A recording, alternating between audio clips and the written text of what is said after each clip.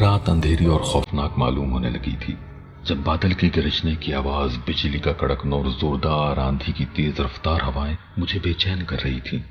میں صوفے پہ ٹھٹک کر بیٹھ کر سردی سے کانپ رہا تھا۔ میرا دل بہار کے طوفان سے زور زور سے دھڑک رہا تھا۔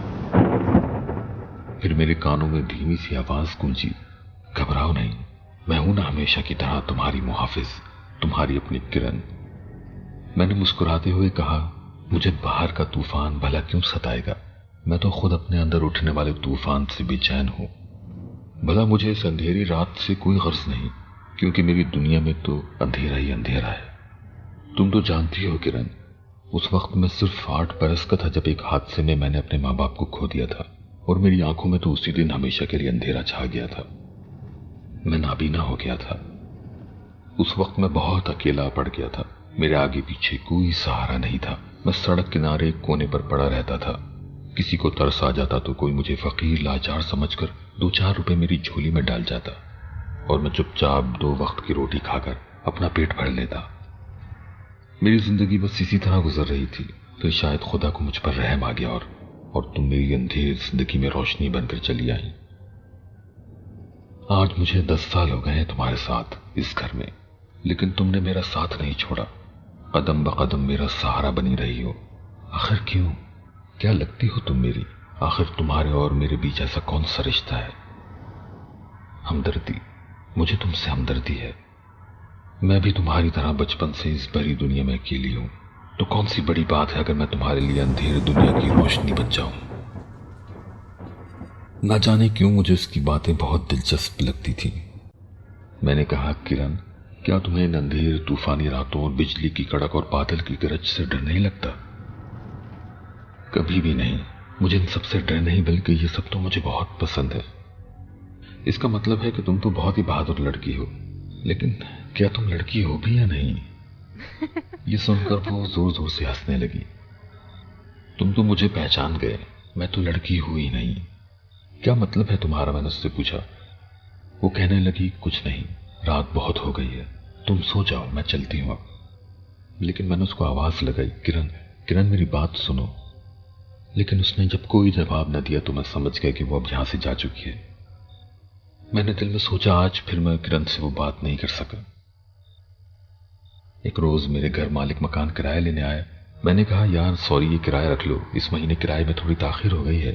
وہ دراصل میں کچھ دن سے میوزک کلاسز بچوں کو سکھانے کے لیے انسٹیٹیوٹ نہیں جا سکا۔ وہ کہنے لگا، یار کوئی بات نہیں، یہ تمہارا اپنا ہی گھر ہے۔ میں نے کہا، یار میں تمہیں کچھ بتانا چاہتا ہوں، میں کرن کو بے حد پسند کرتا ہوں، لیکن ڈرتا ہوں کہ کہیں میں اس سے محبت کا اظہار کر کے اس کی دوستی کو بھی کھو نہ دوں۔ ابھی میں نے یہ کہا ہی تھا کہ وہ چونک کر کہنے لگا، بلال، یہ سب کب اور کیسے ہوا؟ اور آخر یہ کرن کون ہے، کیا کرتی ہے، تمہاری اس سے ملاقات کب ہوئی؟ میں نے کہا، باسط، تم یہ کیسی باتیں کر رہے ہو؟ تم کیسے کہہ سکتے ہو بھلا کہ تم کرن کو نہیں جانتے؟ اسی نے تو مجھے تمہارا حوالہ دیا تھا جب میں نے تم سے یہ گھر کرائے پہ لیا۔ اس نے تو بتایا تھا کہ وہ تمہاری دور کی کزن ہے۔ باسط کہنے لگا، کیا مذاق کر رہے ہو یار، مجھے کام ہے، چلو پھر میں کسی اور دن آؤں گا۔ یہ کہتے ہوئے باسط وہاں سے چلا گیا، لیکن میں عجیب کشمکش میں تھا۔ اتنے سالوں سے کرن باسط کا کزن ہونے کا حوالہ دے کر مجھے کھانا پانی، میوزک کلاسز میں لے کر آنا جانا، میرے کپڑے، گھر کی صفائی ستھرائی، کچن کا کام، آخر کیسے؟ وہ مجھ سے اتنا اٹیچ تو باسط کی وجہ سے ہی ہوئی تھی، اور آج باسط نے صاف انکار کر دیا کہ وہ اس کو جانتا ہی نہیں ہے۔ میں انتہائی صدمے میں اور غصے میں بھی تھا کہ آج کرن سے ضرور پوچھوں گا، اس نے مجھ سے جھوٹ کہا، آخر کیوں؟ رات پھر اندھیری تھی، آندھی کی تیز رفتار ہوائیں، بادل کی گرج اور کڑکتی بجلی کے ساتھ کرن کی آمد ہوئی۔ بلال، تم آج پھر پریشان ہو، میں تمہیں بے حد پسند کرتا ہوں، تم سے شادی کرنا چاہتا ہوں، سالوں سے میں تم سے محبت کی ہے، کیا تم مجھے اپناؤ گی؟ میں نے بغیر کچھ سوچے ایک دم ساری بات کہہ دی، لیکن سامنے سے وہ بالکل چپ ہو گئی۔ تم جواب کیوں نہیں دیتی؟ تم اتنے سالوں سے میری محافظ بنی پھر رہی ہو، پھر آج یہ خاموشی کیوں؟